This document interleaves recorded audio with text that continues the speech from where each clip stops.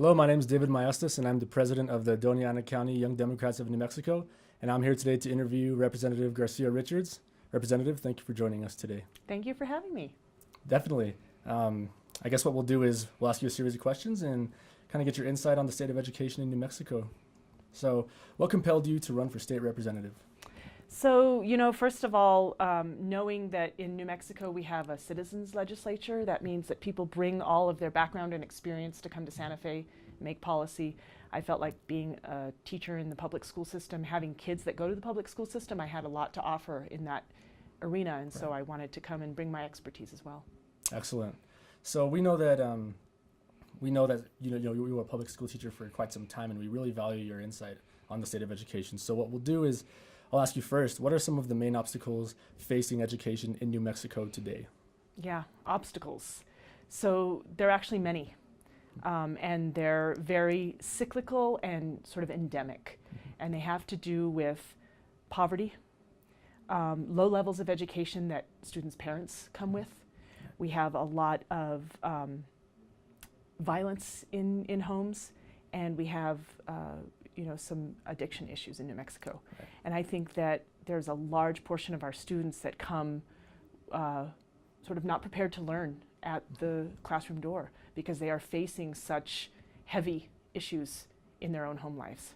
So I think we need to look at those sort of endemic cyclical issues as a way of improving education. Because if students don't come to school ready to learn, it's very difficult for them to be successful. Absolutely. All issues that I agree on. So what is your opinion on teacher evaluations here in New Mexico? I mean, do you see them as effective? So I guess I want to start by saying that I agree that teachers should be held accountable for their success and for their effectiveness, and I think teachers would agree that they want to be held accountable for being effective teachers.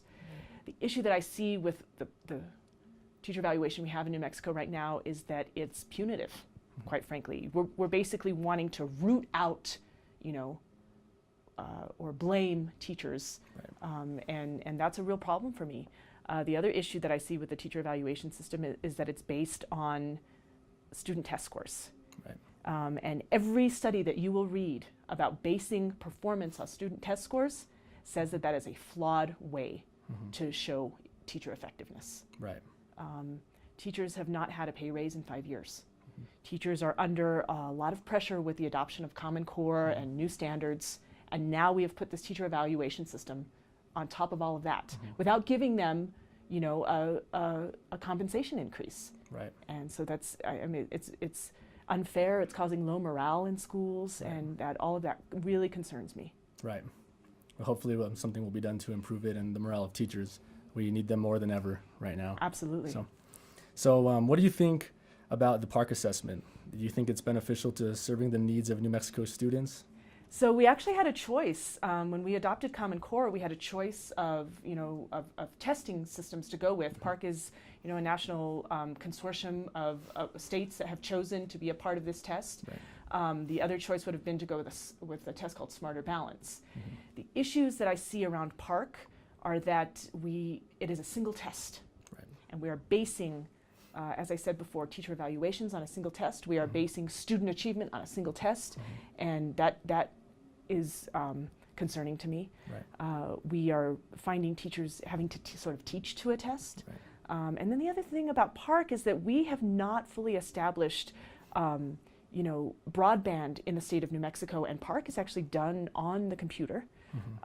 It is a high stakes, very sort of stressful test. It starts as early as 3rd grade. Wow. We have these little guys, 8 and 9-year-old kids that come in and are required to sit for hours at a computer to test, and I think that's I think that puts a strain on teachers and students and even parents, right. Because they really see the anxiety that these tests cause in their right. kids, and they're worried about that. I hear that from parents. Definitely, and given the fact that these students, they all come from different backgrounds, I mean, it's kind of difficult to all base off their evaluations off of one test, one formal test. Yeah, so let me tell you a story, actually.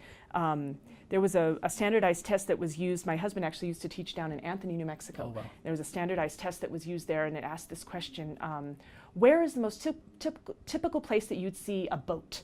And the answers were on the road, in a lake. And most of the kids in Anthony, New Mexico didn't live near a lake. They saw boats on the road. Right. That was their experience. Well, that wasn't the right answer on the test, right? Right. So you can see how, like you say, kids' experiences really color, you know, their perception of the world. Absolutely. I couldn't agree more with you on that one.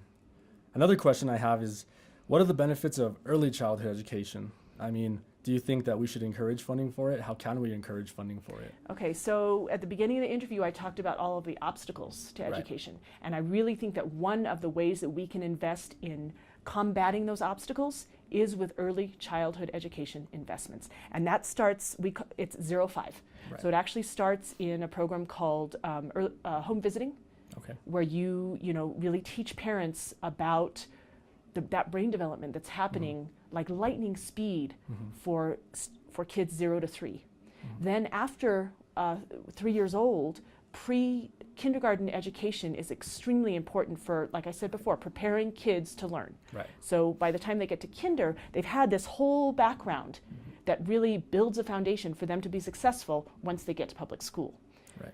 How can we do that? That takes hundreds of millions of dollars. We have a permanent fund right now that was established in the state of New Mexico for us to be able to invest in education. Right. And what we need to be doing is not disrupting the corpus of that fund, but taking a little bit of the interest off the top that it earns in its investments to invest in early education. Definitely. Well, we really do appreciate your time, and I'll have to ask you one final question that's important to all of us New Mexicans. Red or green? Oh, absolutely green. No question green. Okay. Well, definitely then. Well, we thank you very much for joining us today on this edition of Between Two Chiles. We know you're as busy as ever, so we know your time is valuable. So thank you very much. Thanks, David.